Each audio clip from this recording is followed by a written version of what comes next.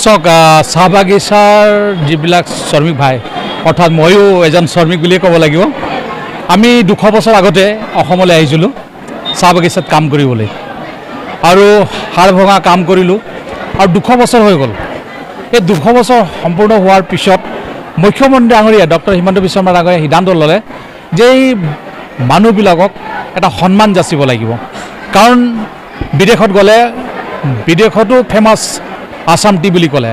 তো সেই বাগানত কাম কৰা শ্ৰমিকসকলক এটা সন্মান দিয়া হ'ব আৰু তেনেকৈ এটা সন্মান দিবৰ কাৰণে এটিকলি দুটি পাত নামৰ এটা আঁচনিৰ যোগেদি ইতিমধ্যে প্ৰায় 6.5 লাখ শ্ৰমিকক ইতিমধ্যে 5,000 টকা দিবৰ কাৰণে সিদ্ধান্ত লোৱা হ'ল। আৰু আজি মুখ্যমন্ত্ৰী ডাঙৰীয়াই ডুমডুমাৰ পৰা এই আঁচনিৰ শুভ উদ্বোধন কৰিছে আৰু বিভিন্ন চাহ বাগিচাত ইতিমধ্যে সভা হৈছে। মোকো কাইৰুন চাহ বাগিচাৰ লগতে 3টা তেওঁলোকৰ ব্ৰাঞ্চ আছে, মোহিনীবাৰী, হাতীপাৰা আৰু খেৰমিয়া।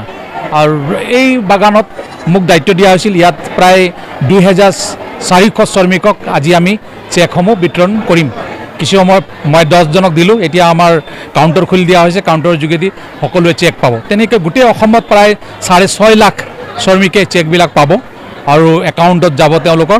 তেনেধৰণৰ এটা সন্মান ইতিমধ্যে আজি মুখ্যমন্ত্ৰী ডাঙৰীয়াই চাহ বাগিচাত হাড় ভঙা কাম কৰা এই শ্ৰমিকসকলক সন্মান যাচিছে। মই ধন্যবাদ জনাইছোঁ মুখ্যমন্ত্ৰী ডাঙৰীয়াক। লগতে মুখ্যমন্ত্ৰী ডাঙৰীয়া আজি 2টা আৰু আঁচনি ইতিমধ্যে ঘোষণা কৰিছে। তেওঁ কৈছে যেতিয়া বাগানত কাম চলি থাকে তেতিয়া আমাৰ শ্ৰমিকসকলক হয়তো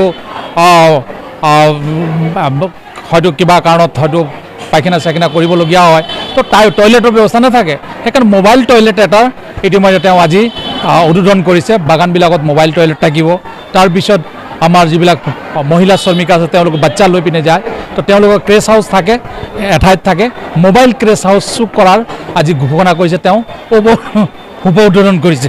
হয়, আপোনাৰ মুখ্যমন্ত্ৰীৰ ইটিকুলি দুটিপাত এই অভিলাষী আঁচনি যিটো আমাৰ মুখ্যমন্ত্ৰী ডাঙৰীয়াৰ, এই আঁচনিত আমাৰ এককালীন সাহাৰ্য এটা দিয়া হৈছে 5,000 টকাকৈ চাহ শ্ৰমিকসকললৈ আগবঢ়োৱা হৈছে।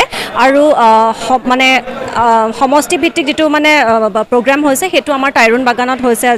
আজি ইয়াতে 2,315 গৰাকী হিতাধিকাৰী আছে, তেওঁলোকক দিয়া হ'ব। আৰু গোটেই তিতাবৰ সমষ্টিতে প্ৰায় 23,000তকৈও অধিক হিতাধিকাৰী আছে।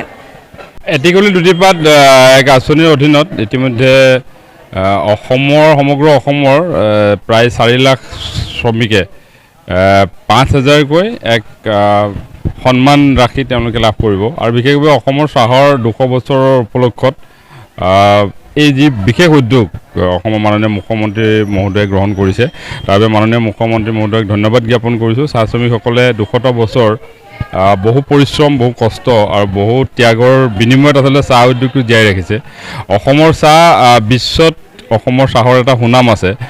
চাহৰ নামেৰে অসমক বিশ্বই জানে, আৰু যাৰ কাৰণে সেই চাহৰ যি সুনাম, সেই সুনাম অক্ষুণ্ণ ৰখাত, সেই সুনামক জীয়াই ৰখাত আচলতে আটাইতকৈ ডাঙৰ অৰিহণা আছে চাহ শ্ৰমিকসকল।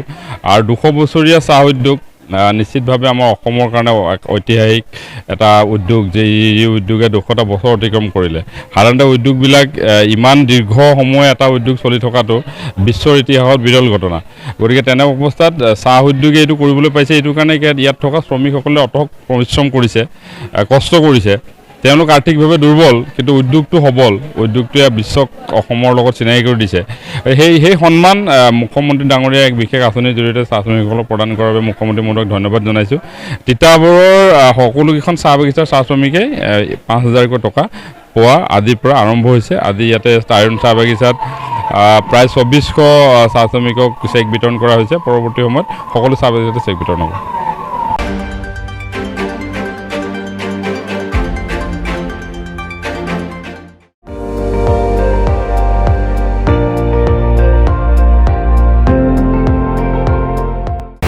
আপুনি চাই আছে ND24, সৰ্বশ্ৰেষ্ঠ নহয় সৰ্বোত্তমৰ দৌৰ।